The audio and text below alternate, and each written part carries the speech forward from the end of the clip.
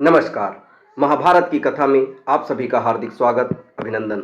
आज के इस वीडियो में आप सभी के समस्त प्रस्तुत है पांडु का राज्याभिषेक।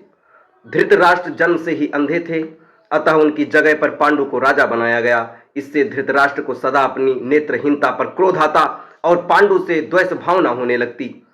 पांडु ने संपूर्ण भारतवर्ष को जीतकर कुरु राज्य की सीमाओं का यवनों के देश तक विस्तार कर दिया।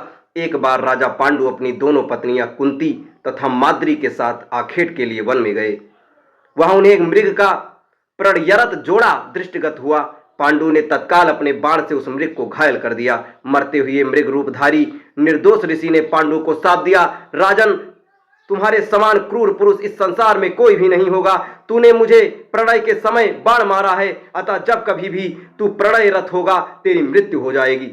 इस शाप से पांडु अत्यंत दुखी हुए और अपनी रानियों से बोले, हे देवियों, अब मैं अपनी समस्त वासनाओं का त्याग करके इस वन में ही रहूंगा। तुम लोग हस्तिनापुर लौट जाओ। उनके वचनों को सुनकर दोनों रानियों ने दुखी होकर कहा, नाथ, हम आपके बिना एक क्षण भी जीवित नहीं रह सकती।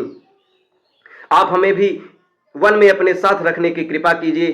पांडु ने उनके अनुरोध को स्वीकार करके उन्हें वन में अपने साथ रहने की अनुमति दे दी। इस दौरान राजा पांडु ने अमावस्या के दिन ऋषि मुनियों को ब्रह्मा जी के दर्शनों के लिए जाते हुए देखा। उन्होंने उन ऋषि मुनियों से स्वयं को साथ ले जाने का आग्रह किया। उनके इस आग्रह पर ऋषि मुनियों ने कहा, राजन, कोई भी निसंतान पुरुष ब्रह्मलोक जाने का अधिकारी नहीं हो सकता, अतः हम आपको अपने साथ ले जाने में असमर्थ हैं। ऋषि मुनियों की बात सुनकर पांडु अपनी पत्नी से बोले, हे कुंती, मेरा जन्म लेना ही वृथा हो रहा है, क्योंकि संतानहीन व्यक्ति पितृ ऋण, ऋषि ऋण, देव ऋण तथा मनुष्य ऋण से मुक्ति नहीं पा सकता। क्या तुम पुत्र प्राप्ति के लिए मेरी सहायता कर सकती हो? कुंती बोली, हे आर्यपुत्र, दुर्वासा ऋषि ने मुझे ऐसा मंत्र प्रदान किया है जिससे मैं किसी भी देवता का आवाहन करके मनोवांछित वस्तु प्राप्त कर सकती हूँ। आप आज्ञा करें, मैं किस देवता को बुलाऊं? इस पर पांडु ने धर्म को आमंत्रित करने का आदेश दिया।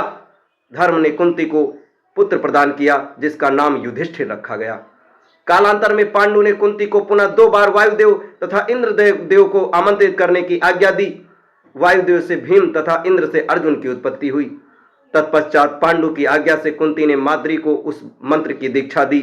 माद्री ने अश्विनी कुमारों को आमंत्रित किया और नकुल तथा सहदेव का जन्म हुआ। एक दिन राजा पांडु माद्री के साथ वन में सरिता के तट पर भ्रमण कर रहे थे। वातावरण अत्यंत रमणीक था और शीतल मंद सुगंधित वायु चल रही थी।